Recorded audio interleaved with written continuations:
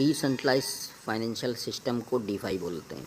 तो डीफाई क्या है उसको समझने से पहले हमें अपना ट्रेडिशनल फाइनेंस सिस्टम को समझना होगा। आप जैसे कि बिल्कुल नॉर्मल भाषा में समझाने की कोशिश करूँगा, सरल भाषा में, कि जिस तरीके से आप बैंक में अपना पैसा रखते हो और जितने दिन आपका पैसा रखा होता है तो उसका कुछ इंटरेस्ट आपको बैंक देती है आपका पैसा रखने के एवज़ में। ठीक है, उसी पैसे को किसी दूसरे को इंटरेस्ट पर वो पैसा फाइनेंस किया जाता है।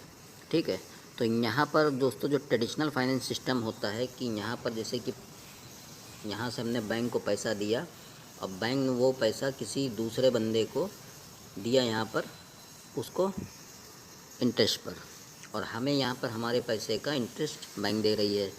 जिस बंदे को पैसा दिया है, फाइनेंस किया है, लोन दिया है, तो उससे उस लोन पर वो इंटरेस्ट अमाउंट ले रही है। ठीक है, तो इस तरीके से बैंकिंग का पूरा वर्क चलता है जिसको बोलते हैं ट्रेडिशनल फाइनेंस सिस्टम। ठीक है, तो इतना आप सभी को मालूम है कि काफ़ी लोन्स बैंक वगैरह जो देती है तो उसमें कुछ मॉर्गेज करती है कि कुछ आपका जैसे मकान है, प्रॉपर्टी है या कोई गाड़ी है या किसी भी चीज़ को गिरवी रखकर उसके एवज़ में आपको फाइनेंस करती है। ठीक है, उसके बाद यहाँ से जब आप अपना पैसा वहाँ पर देते हो तो वहाँ पर पैसा जमा होता है, जो अकाउंट बैलेंस होता है उस अकाउंट बैलेंस के आधार पर आपको कुछ परसेंट इंटरेस्ट मिलता है बैंक में रखे हुए पैसे के ऊपर। तो ये हमारा ट्रेडिशनल फाइनेंस सिस्टम है। अब यहाँ पर बात करते हैं कि डिसेंट्रलाइज फाइनेंस सिस्टम क्या होता है। दोस्तों जैसा कि यहाँ पर डिसेंट्रलाइज के नाम से आपको समझ में आ रहा होगा कि जिस पर किसी का अधिकार ना हो, जो डिसेंट्रलाइज हो। सेंट्रलाइज सिस्टम ट्रेडिशनल सिस्टम को बोल सकते हैं और डिसेंट्रलाइज सिस्टम यानी डीफाई। तो यहाँ पर दोस्तों इसका थोड़ा सा वर्क अलग है, ब्लॉकचेन पर आधारित है ये, और इसमें कुछ स्मार्ट कॉन्ट्रैक्ट होते हैं जिसको जज करने के बाद वो चीज़ काफ़ी कंप्यूटर से निकल कर सामने वाले तक पहुंच जाती है। तो यहाँ पर अगर आप देखोगे तो बीच में ये मीडिएटर के तौर पर ये बैंक भूमिका निभा रहा है, और यहाँ पर आप देखोगे कोई भी मीडिएटर नहीं है। यहाँ पर जो भी हो रहा है वो पेयर टू पेयर हो रहा है। ठीक है, यहाँ पर दोस्तों अब यहाँ पर हम बात कर लेते हैं कि यहाँ पर आपको समझ में आया होगा कि डिसेंट्रलाइज फाइनेंस सिस्टम क्या है। तो यहाँ पर अच्छे तरीके से आपको फ़ोटो जो यहाँ पर पिक्चर्स हैं इसको देखकर ही समझ में आ रहा है कि क्या है। यहाँ पर देखिए सिंपल सा अगर सरल भाषा में समझा जाए कि ट्रेडिशनल सिस्टम से डिसेंट्रलाइज फाइनेंस सिस्टम इसलिए बेस्ट है क्योंकि यहाँ पर आपका बीच में मीडिएटर बैंक है, यहाँ पर कुछ भी नहीं है। और अगर बैंक की यहाँ पर अगर बैंक के ट्रस्ट की बात करेंगे तो काफ़ी केसेस इंडिया के अंदर ही ऐसे हुए हैं, जैसे कि विजय माल्या को ले लीजिए, नीरव मोदी को ले लीजिए।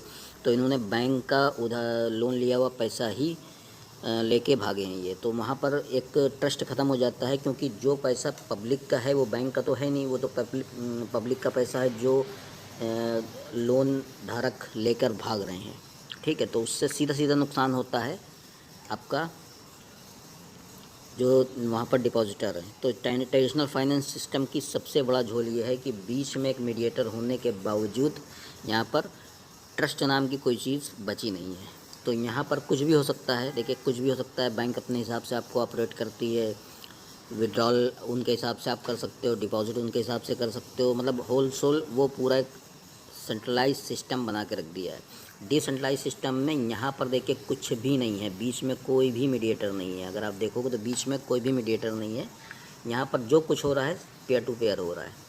ठीक है, और इतना सिक्योर सिस्टम है। ब्लॉकचेन का सिस्टम आप अगर समझते होंगे तो ब्लॉकचेन का सिस्टम इतना ज़्यादा सिक्योर है कि यहाँ पर किसी भी तरीके का फ्रॉड नहीं हो सकता है। यहाँ पर देखिए अब यहाँ पर जो डीफाई की बात आती है तो डीफाई में आपने देखा होगा कि कुछ टोकन्स का नाम आ रहा है। ठीक है, तो यहाँ पर आप अगर coingecko.com पर चलते हैं, वहाँ पर देखने की कोशिश करते हैं कि डीफाई टोकन्स में कौन कौन से टोकन्स हैं। तो दोस्तों यहाँ पर हम सबसे पहले आपको ये दिखा देते हैं कि coingecko.com पर ये जो डीफाई का ऑप्शन यहाँ पर आपको एक मिलेगा। जब आप मेनू पर जाओगे तो यहाँ पर देख सकते हैं ये न्यू ऑप्शन है, इसको क्लिक करोगे तो यहाँ पर आपके सामने जो डीफाई की मार्केट है जिसमें कुछ क्रिप्टो टोकन्स लिस्टेड हैं तो वो खुलकर यहाँ पर सामने आ जाएगी। सबसे पहले बात कर लेते हैं कि डीफाई कॉइन्स के बारे में। तो यहाँ पर आप देख सकते हो कि डीफाई की जो मार्केट कैपिटल है वो लगभग टोटल जो मार्केट कैपिटल है लगभग 389 बिलियन यूएस डॉलर के आसपास है। तो वो यहाँ पर 15 बिलियन यूएस डॉलर के आसपास की डीफाई मार्केट कैप है यहाँ पर। तो यहाँ पर अगर हम बात करेंगे तो ये जो ग्लोबल जितनी भी जो मार्केट कैप है क्रिप्टो करेंसी की उसका 4% है, ठीक है। तो उसके बाद यहाँ पर आप देखोगे तो सबसे नंबर 1 पे चेन लिंक, SNX, कॉम्प, MKR, LEND, DAI, इस तरीके से टॉप 100 कॉइन्स की यहाँ पर लिस्ट है जो कि जिनका प्रोडक्ट DeFi बेस्ड है, ठीक है। तो यहाँ पर दोस्तों चेन लिंक आप देख रहे होंगे किस तरह से चेन लिंक ने ज़बरदस्त तरीके से ग्रोथ किया है। पिछले वीडियो में आपको मैंने बताया था, दिखाया था। तो यहाँ पर ये समझना बहुत ज़रूरी है। अब देखिए यहाँ पर जो क्रिप्टो करेंसी का डिसेंट्रलाइज फाइनेंस सिस्टम होगा वो किस तरह का होगा। जैसे कि मान लीजिए आप सपोज़ करिए कि मैं सिंपल भाषा में प्रयोग कर रहा हूँ कि आपके पास 2 इथेरियम है, आपको लग रहा है कि इथेरियम आने वाले टाइम में बहुत ज़्यादा ऊपर जाएगा, तो आप उस इथेरियम को बेचना नहीं चाहते हो लेकिन उसके बाद भी आपको पैसे की ज़रूरत है, तो आप उस इथेरियम को गिरवी रखकर उसके बदले में वहाँ से दूसरी क्रिप्टो करेंसी ले सकते हो या फिर उसके बदले में US डॉलर वगैरह ले सकते हो। तो ये दोस्तों सिंपल सा जो डिसेंट्रलाइज फाइनेंस सिस्टम है क्रिप्टो करेंसी में, तो वो यहाँ पर आपको समझ में आ गया होगा एक बार।